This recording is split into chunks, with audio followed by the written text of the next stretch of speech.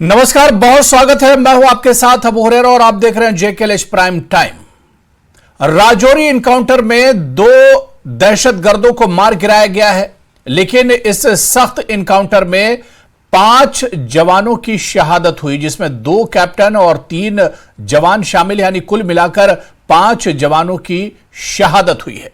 सवाल यह उठता है कि क्या इन शहादतों को इसी तरह से छोड़ दिया जाएगा, इसका बदला नहीं लिया जाएगा? और लगातार हम देख रहे हैं कि जम्मू कश्मीर में लगातार जो सिक्योरिटी फोर्सेस हैं वो एक्शन में नजर आ रही हैं, और जिस तरह से जवानों की शहादत हो रही है, तो क्या इसका आने वाले दिनों में बदला लिया जाएगा? आज इसी को हम जेकेएलएच प्राइम टाइम में समझने की कोशिश करेंगे।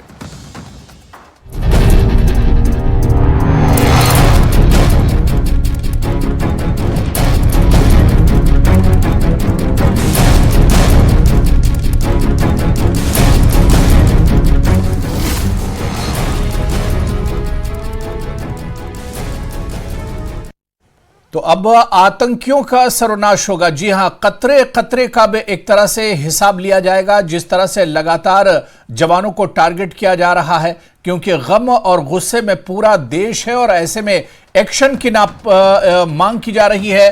पाकिस्तान की जो नापाक करतूत हैं, इस पर अब सख्त एक्शन की मांग की जा रही है। जवानों की शहादत जाहिर सी बात है कि बहुत बड़ी है, और अब वो घड़ी आ गई है कि अब पाकिस्तान को इसका जवाब देना पड़ेगा। और इसी वजह से हम कह रहे हैं कि कतरे कतरे का अब हिसाब लिया जाएगा और आतंकियों का अब सर्वनाश होगा। इसी पर आज हम चर्चा करेंगे। बहुत खास मेहमान मेरे साथ जुड़ रहे हैं। बहुत जल्दी अपने मेहमानों का आपसे इंट्रोडक्शन करा देता हूं, अपने मेहमानों का आपसे तारुफ करा देता हूं। मेरे साथ हमेशा की तरह से बहुत खास मेहमान डॉक्टर एसपी वैद साहब हमारे साथ जुड़े हुए हैं, जो कि फॉर्मर डीजीपी जम्मू कश्मीर के। डॉक्टर एसपी वैद साहब, अपना कीमती वक्त देने के लिए बहुत बहुत शुक्रिया। बहुत इस्तकबाल है आपका न्यूज 18 जेकेएलएच में। मेरे साथ एक और खास मेहमान युद्धवीर सेठी जी हैं, जो कि स्पोक्सपर्सन है बीजेपी के, वो भी हमारे साथ जुड़े हुए हैं। युद्धवीर सेठी जी, आपका भी बहुत स्वागत है जेकेएलएच प्राइम टाइम में। कुछ देर में हमारे साथ कुछ और मेहमान इस चर्चा में जुड़ेंगे। मैं डॉक्टर एसपी वैद साहब आपसे शुरुआत करना चाहूंगा। सर, क्योंकि बार बार ये कहा जाता है कि हिसाब होगा, पाकिस्तान से हिसाब होगा, या जो हमारे तरफ गंदी निगाह से देखेगा, या जो हमें एक तरह से परेशान करने की कोशिश करेगा, उसका मुंहतोड़ जवाब दिया जाएगा।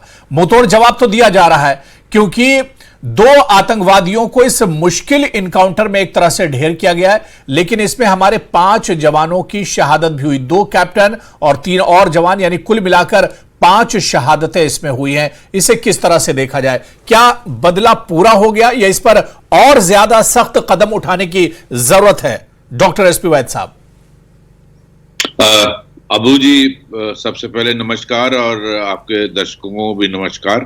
आपका शुक्रिया मुझे बुलाने के लिए। मैं सिर्फ इतना कहूंगा कि अगर आप देखें पिछले साल 1.5 साल से पाकिस्तान की तरफ से कोशिशें की जा रही हैं राजौरी पुंछ को बहुत एक्टिव करने के लिए, यहाँ टेररिज्म को बढ़ाने की, ताकि लोगों में एक डर का माहौल पैदा हो, लोगों को टेरराइज किया जाए, बीडीसीज पर हमला किया जाए, जो सिविल माइनॉरिटीज हैं उनको अटैक किया जाए, और उनको वहां से माइग्रेट करने के लिए फोर्स किया जाए, उनका जो किलिंग करके, इस तरह, और सिक्योरिटी फोर्सेस का जितना नुकसान हो सके, ये 4-5 मकसद से ये राजौरी पुंछ में कुछ हाईली ट्रेंड, जो अफगानिस्तान में जैसे कारी, ये अफगानिस्तान ट्रेंड टेररिस्ट था और बहुत इंपॉर्टेंट था, और इसने पीछे जो 2-3 हमले हुए उसमें इसका हाथ था। तो ऐसे लोगों को न्यूट्रलाइज करना एक बहुत बड़ी कामयाबी मैं समझता हूं। हालांकि हमें शहादत देनी पड़ी, क्योंकि ये एरिया बहुत डिफिकल्ट है। आप जानते हैं, जो बुद्धल और कालाकोट के ऊपर का जंगल है, वो बहुत घना जंगल है और पहाड़ी इलाका है, और जहाँ काफी आड़ मिलती है, गुफाएं होती हैं। तो ऐसी जगहों पर एक ऑप्शन आपके पास है कि आप ऑपरेट नहीं करें, लेकिन हमारी फोर्सेस वैसी नहीं है। हमारी फोर्सेस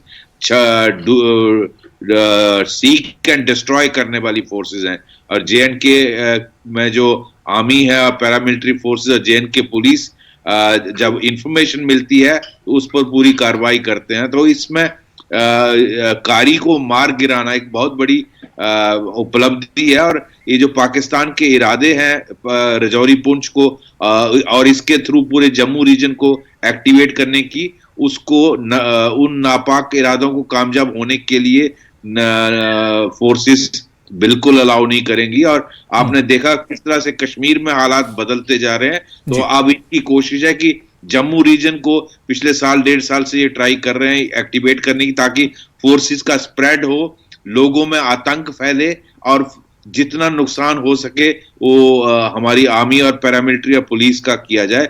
लेकिन इन चीजों पर जब लगाम कसनी है तो उसमें शहादत भी देनी पड़ती है। मुझे अफसोस है मेरा संवेदना है उन परिवारों के, क्योंकि उनका नुकसान ये देश नहीं भर सकता।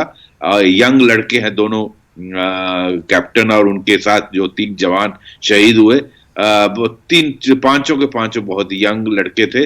लेकिन ये भरपाई उनके परिवार के लिए करना बहुत मुश्किल है।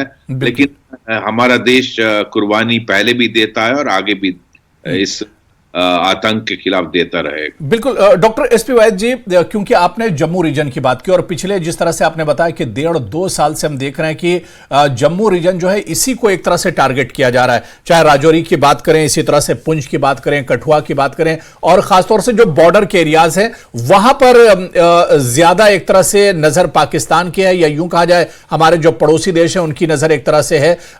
इसकी सर बड़ी वजह क्या है? कुछ चीजें आपने बताई कि जम्मू रीजन में अब ये चाहते हैं कि हालात बेहतर ना हो, लेकिन क्या एक बड़ी वजह यह भी है कि कश्मीर में, चाहे श्रीनगर की हम बात करें या फिर कश्मीर के दूसरे जो हिस्से हैं, बारामूला की बात करें, अनंतनाग की बात करें, शोपियां की बात करें, इन इलाकों में ऑपरेशन ऑल आउट चलाया गया, यहां पर बहुत सख्ती हुई, यहां पर आतंकवाद को खत्म करने के लिए हर तरह के कदम उठाए गए। और यही वजह है कि यहां से जब इनकी गिरफ्त कमजोर हुई तो ये जम्मू रीजन में एक तरह से उभरने लगे।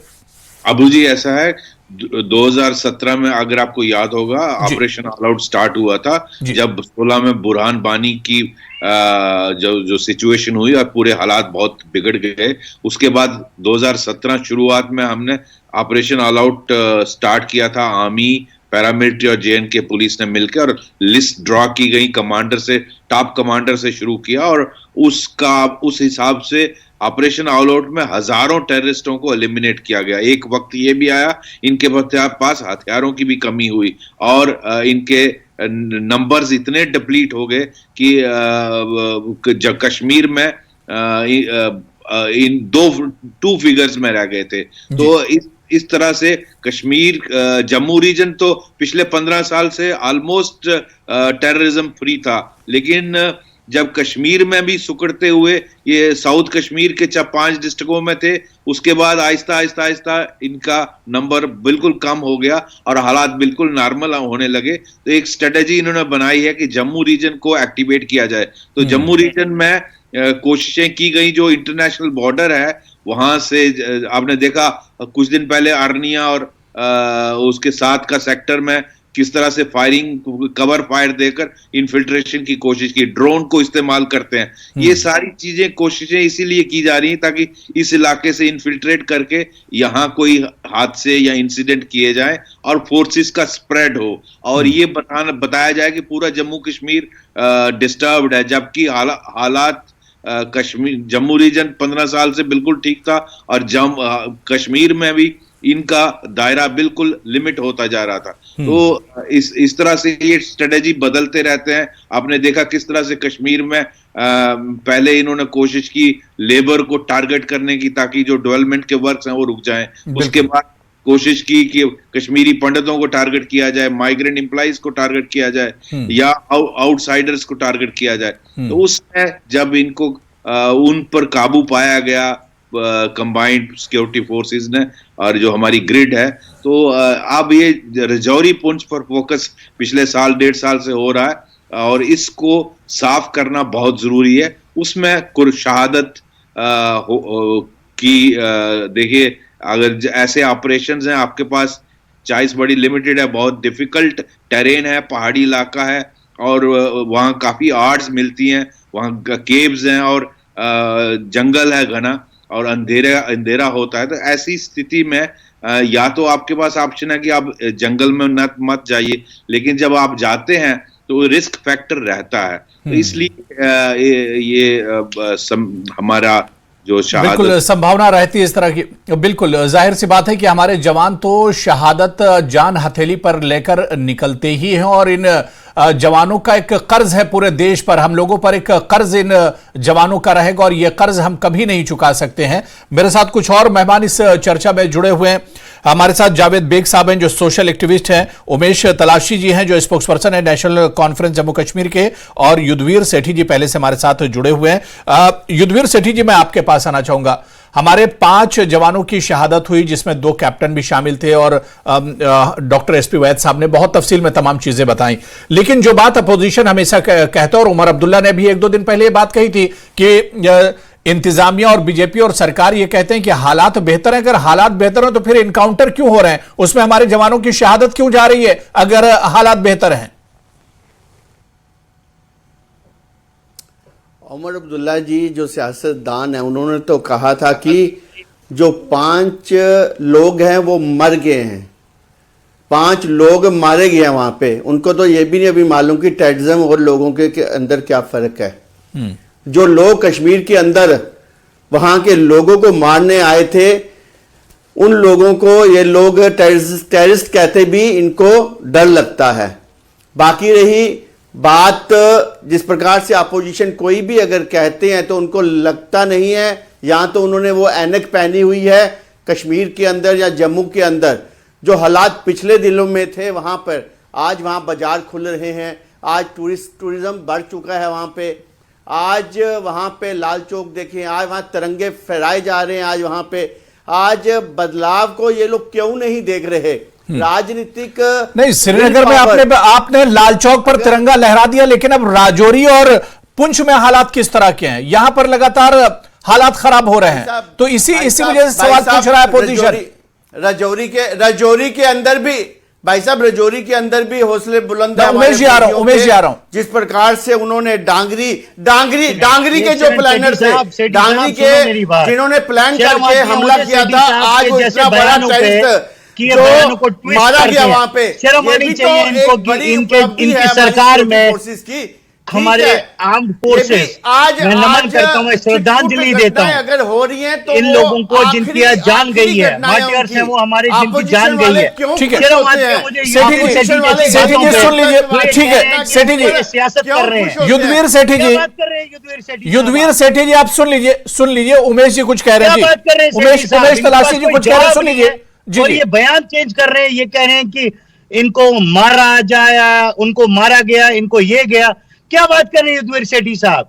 आपकी सरकार में कल भी मैं किसी डिबेट पे था, ये हवाला देते हैं कि हालात नॉर्मल हो गए, हमारे आर्म फोर्सेस मारे जा रहे हैं, हमारे सिक्योरिटी फोर्सेस मारे जा रहे हैं, और इनका बयान आता है कि जी मारे गए, कोई बात नहीं। कल भी इनका एक स्पोक्स पर्सन मुझे कह रहा था कि छुटपुट घटनाएं हैं। युद्धवीर सेठी साहब, सिक्योरिटी फोर्स का आदमी मारा गया, क्या ये छुटपुट घटना है? आप मुझे बताइए। कल आपके पठानिया साहब मेरे साथ डिबेट में थे, वो कह रहे हैं छुटपुट घटनाएं हो रही है कश्मीर में। क्या मुझे फॉर्मर डीजीपी साहब 2014 के बाद में 2014 के साहब बड़े डेकोरेटिव ऑफिसर रहे हैं, आप वैद साहब के सामने ये कह सकते हैं कि छुटपुट घटना है?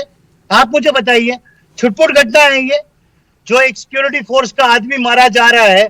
कश्मीर से लेके राजौरी, पुंछ सारा बेल्ट कवर किया गया। बात सुने आप, मासूम हमारे 2014 के पहले के आंकड़े और 2014 के बाद के आंकड़े देखे, आज वो हालात नहीं जो हालात आप लोगों ने बनाए थे कश्मीर के अंदर। बताइए अपना, आज अमन भी दिखता है कश्मीर के अंदर, जम्मू के अंदर नहीं है।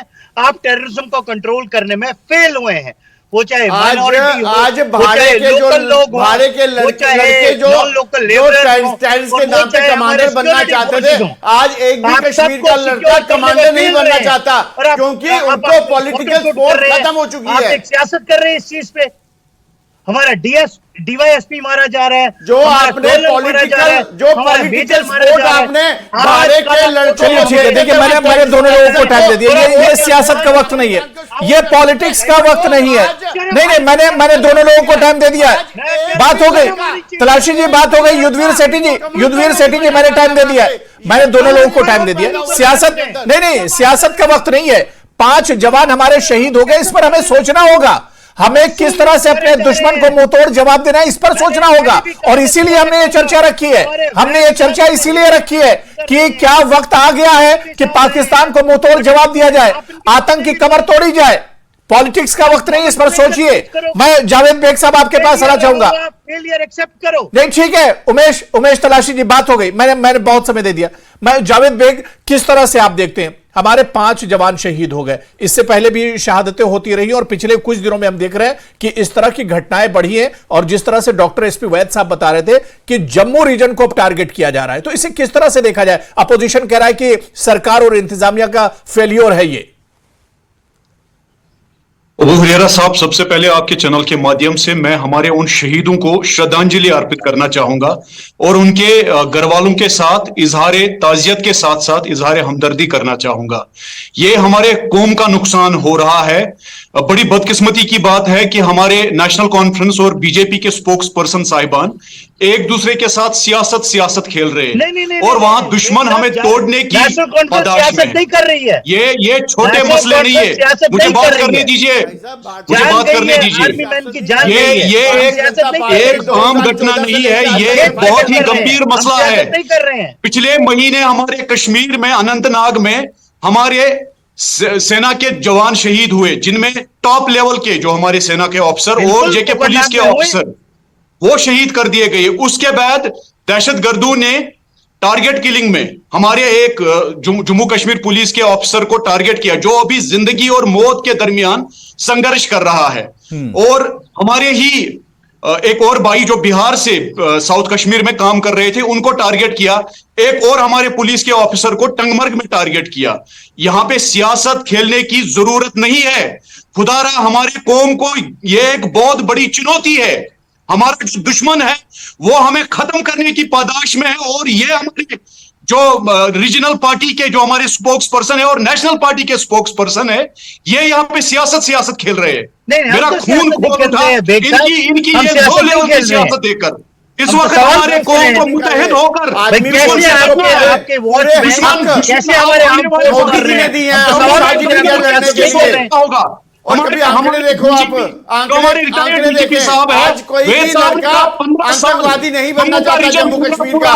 ये डर और खौफ अगर पैदा किया, लेकिन आज एक कोशिश कर रहे हैं जम्मू को एक तो टेररिज्म जैसे इस इन्फेक्शन से मेला करने की, दूसरा वहां पे कम्युनल राइट्स की भी कोशिश की गई। ठीक है, ये नहीं एक बड़ा चैलेंज जरूर है, ये एक बड़ा चैलेंज बनता जा रहा है जम्मू रीजन में। जिस तरह से एसपी वैद साहब ने बताया कि ये एक नया चैलेंज है और इससे निपटना होगा, स्ट्रेटेजी इसके लिए बनानी होगी, इसके लिए इस पर एक तरह से मंथन करना होगा। मैं डॉक्टर एसपी वैद साहब आपके पास आना चाह रहा हूं।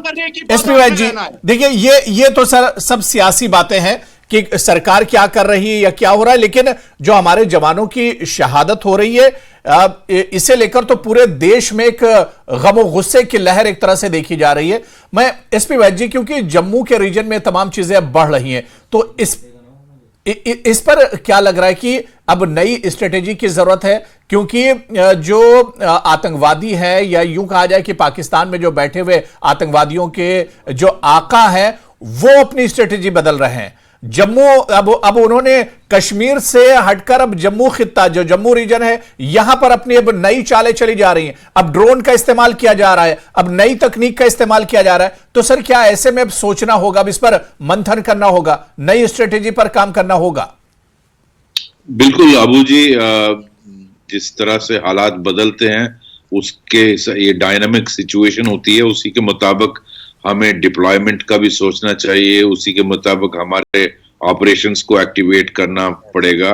और जो ड्रोन्स का इस्तेमाल किया जा रहा है उनको काउंटर करने के लिए जो खासकर इंटरनेशनल बॉर्डर और एलओसी राजौरी पुंछ का इलाका है, या कठुआ सांबा और जम्मू का जो बॉर्डर है इंटरनेशनल बॉर्डर, उस पे किस तरह से इन ड्रोन्स को जो पाकिस्तान इस्तेमाल करता है उनको मार गिराया जाए, और ये ड्रग्स या और टेररिस्ट के लिए जो सामान आता है इसको रोका जाए। इसी तरह कई बार ये टनल्स का इस्तेमाल कर रहे हैं, और आजकल देखने में आ रहा है कि इवन इस तरह के ड्रोन इन्होंने चाइना से लिए हैं जिससे लोगों को अंदर ड्रॉप कर सकते हैं, मतलब एयरलिफ्ट करके। तो आप देखिए किस तरह से टेक्नोलॉजी का पाकिस्तान जिसको हम मेडिकल पर्पसेस के लिए इस्तेमाल करते हैं उसको किस तरह से उनका एक ही मकसद है कि जम्मू कश्मीर के साथ साथ पूरे भारत को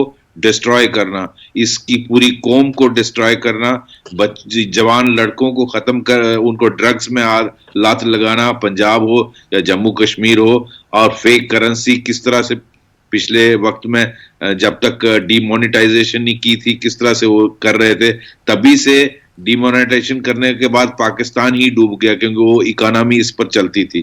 तो ये जब आपका दुश्मन इन इरादों से आपके खिलाफ कार्रवाई कर रही है, मुझे लगता है हम सबको मिलकर इसका मुकाबला करना चाहिए, तभी हम अपनी फ्यूचर जनरेशन को बचा पाएंगे। और इसके लिए बिल्कुल स्ट्रेटेजी बनानी चाहिए जिससे हम इसका मुंह तोड़ जवाब दे सके। और मैं समझता हूं वक्त आ गया है, जिस तरह से इजराइल हमास के खिलाफ अंदर घुसकर मार रहा है, अब भारत को कुछ ऐसा सोचना पड़ेगा, और टेक्नोलॉजी आपके पास है, अंदर घुसकर इनको मारना पड़ेगा।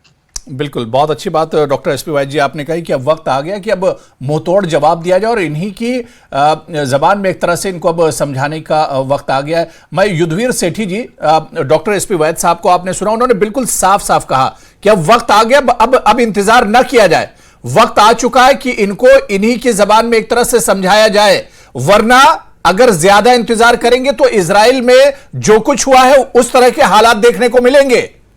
पानी सर से ऊपर जा रहा है युद्धवीर सेठी जी। डॉक्टर वैद्य साहब हमारे बड़े काबिल ऑफिसर रहे हैं और आज भी ये अपनी हर जगह पे राय देते हैं। मेरे को लगता है कि हमारी जो सैनिक हैं सशक्त हैं। जब ऑल आउट ऑपरेशन शुरू किया था 4000 के करीब देशद्रोहियों की लिस्ट बनी थी। मेरे को लगता है कि उसमें से अब तक तो कोई भी नहीं बचा होगा, और साथ साथ में जो अफसर गवर्नमेंट अफसर जो इन्वॉल्व है इसके अंदर, उसके ऊपर भी सख्ती से कार्रवाई की जा रही है। हमारे अंदर बैठ के जो अंडरग्राउंड वर्कर जो उनके सपोर्ट करते हैं उनको भी कहीं ना कहीं रास्ते पे लगाया जा रहा है। हवाला के जो पैसे आते हैं उसको भी ब्लॉक किया जा रहा है। सरकार दोनों तरफ से, अंदर सरकार लड़ रही है और बाहर सरहदों पे हमारे फौजी भाई लड़ रहे हैं। आप निश्चित रहें, हमारे फौजियों को पहली बार पूरे हक मिले हैं लड़ने के लिए मैदान के अंदर। हमारे छोटे छोटे जवान देखें, आप अफसर देखें, फ्रंट फुट पे आके लड़ रहे हैं। ये कोई छोटी बात नहीं है। उनका हौसला किस प्रकार से बुलंद है, और आने वाले समय में जिस प्रकार से कश्मीर के अंदर सफाई, लेकिन जिस तरह से हमारे जवान बलिदान दे रहे हैं, हमारे जवान शहीद हो रहे हैं, इनकी शहादतों का हम बदला कैसे लेंगे? इनकी शहादतों के जो हम कर्जदार हैं, इस कर्ज को कैसे उतारेंगे? इस कर्ज को कैसे उतारेंगे युद्धवीर जी? भाई साहब कल जो बदला, और कल भाई साहब जो क्वेरी नाम का जो आतंकवादी कल इतना बड़ा मारा गया शूटर, जो आईडी ब्लास्ट करने में एक्सपर्ट था, ये भी तो एक बदला है। ये भी तो एक बदला है। और मोदी जो अमित शाह जी पहले सर्जिकल स्ट्राइक करके पाकिस्तान के अंदर जाकर लड़ सकते हैं, वो दोबारा भी लड़ना जानते हैं। जब समय आएगा, हमें क्या पता कि इस वक्त क्या फोर्सेस क्या अपनी प्लानिंग कर रही है। मेरे को नहीं लगता जावेद मोदी जी के होते हुए क्या जो बात युद्धवीर सेठी जी कह रहे हैं, नहीं मार सकते। एक बार के सर्जिकल स्ट्राइक से क्या, एक बार सर्जिकल स्ट्राइक आपने जरूर कर दी, लेकिन अब जो हमारे जवान शहीद हो रहे हैं लगातार, जिस तरह से अनंतनाग का आप जिक्र कर रहे थे, उसके बाद इसी तरह के और भी कई वाकये हुए हैं, कई शहादतें इस तरह की हो चुकी हैं, तो इन शहादतों के तो हम कर्जदार रहेंगे। क्या आपको नहीं लगता इस तरह का जवाब दिया जाना चाहिए? भाई साहब अबू हुरैरा साहब, जो शहादतें हमारे नौजवानों ने पाई, उसका बदला मुझे लगता है उस दहशतगर्दी के पूरे इकोसिस्टम को खत्म करके ही हमें मिलेगा। उसमें हम दो दहशतगर्दों को मार के ये नहीं कह सकते हैं कि हमने बदला लिया। दहशतगर्दी के पूरे इंफ्रास्ट्रक्चर को हमें खत्म करना है। और एक बात समझिए, पाकिस्तान ऑक्युपाइड कश्मीर और गिलगित बल्तिस्तान हमारा हिस्सा है, हमें पूरा हक है, हमारे कौम का हिस्सा है, हमारे मुल्क का हिस्सा है। इसमें मुझे लगता है there is no need of second thought. हमारे पूरे मुल्क को मुतहिद होकर 140 उमेश भी हमारे साथ जुड़ चुके हैं, मुतहिद होकर उस हिस्से को हमें भारत के साथ मिलाने का संघर्ष करना है। ठीक है उमेश जी, ठीक है, नहीं ठीक है, उमेश हमारे साथ जुड़ चुके हैं। मैं उमेश से एक सवाल ले लेता हूं, उसके बाद फिर युद्धवीर जी आप जवाब दीजिएगा। उमेश जी, आतंकवाद को अगर खत्म करना है तो आतंकवाद से जुड़े हुए जो OGW हैं, जो उनके सपोर्टर्स हैं, जो आस्तीन के सांप हैं, उन्हें खत्म करना होगा। और इन पर जब कार्रवाई होती है तो सबसे पहले आप जैसे जो अपोजिशन पार्टियां हैं वो सवाल उठाती हैं। उमर अब्दुल्ला सवाल उठाते हैं इस तरह के एक्शन पर। नहीं जनाब, हम तो सवाल ही नहीं उठाते। आप करिए ना आतंकवाद को खत्म, आप करिए ना। हम तो सबसे ज्यादा, नेशनल कॉन्फ्रेंस तो सबसे बड़ी विक्टिम रही है आतंकवाद की। आप करिए ना आतंकवाद को खत्म। हम तो कह ही नहीं रहे आतंकवाद खत्म मत करिए। सबसे ज्यादा तो आतंकवाद के सपोर्टर सबसे बड़ा खतरा है। आतंकवाद के जो सपोर्टर्स हैं वो सबसे बड़ा खतरा है। आपके लीडर साहिबान के बयानात आतंकवाद को बढ़ावा दे रहे हैं। अगर आप नेक नियति से कहते तो आपके वाइस प्रेसिडेंट फिर बढ़ावा नहीं देते अपने बयानातों से। हमने बाहर ला दी, दूध की नदियां बहा दी, ये मत करिए ना यार। आप करिए आतंकवाद खत्म, हम तो बिल्कुल आपके साथ खड़े हैं। उमेश तलाशी साहब, आपने एक बात बिल्कुल हकीकत कही कि नेशनल कॉन्फ्रेंस ने काफी कुर्बानियां दी है, विक्टिम रहा है, लेकिन आज के डेट में आपके लीडर साहिबान बहुत गलत बयानी करते हैं। हमने तो नहीं कहा आतंकवाद खत्म मत करिए, बट करिए ना। सिर्फ जुमले मत बताइए। बयानात तो मुख्तलिफ होते हैं। आपके जुमले मत बताइए हमें कि हमने सब साफ कर दिया। युद्धवीर सेठी जी, एक्शन ऑन ग्राउंड, युद्धवीर जी मेरी आवाज आ रही है? आप करिए ना, दावे मत कीजिए, डिबेट में आके हमें ज्ञान मत दीजिए। हमने कश्मीर बहुत अच्छा कर दिया। देखिए बिल्कुल, अब जवाब देने का वक्त है, जवाब देने का वक्त आ गया। लगातार हमारे जो जवान है वो कुर्बानियां दे रहे हैं, लगातार हमारे जवान शहीद हो रहे हैं, और ऐसे में सियासत ना की जाए। बहुत हसास, बहुत सेंसिटिव मामला है। इस पर सभी सियासी पार्टियों को भी सोचना होगा कि क्या इसी तरह से कुर्बानियां होती रहेंगी, इसी तरह से हमारे जवानों की जो जानें हैं वो जाय होती रहेंगी। अब वक्त आ गया कि इस पर एक्शन लिया जाए, और इस पर सियासत से ऊपर उठकर सोचना पड़ेगा सभी सियासी पार्टियों को, और इस पर सख्त से सख्त कदम उठाने की जरूरत है। बहुत बहुत शुक्रिया हमारे साथ जुड़ने के लिए जावेद बेग जी, उमेश तलाशी जी, युद्धवीर सेठी जी और डॉक्टर SP वैद साहब, सभी का बहुत बहुत शुक्रिया JKLH प्राइम टाइम में जुड़ने के लिए। तो आज JKLH प्राइम टाइम में फिलहाल इतना, कल फिर किसी बड़े इशू के साथ हाजिर होंगे। नमस्कार।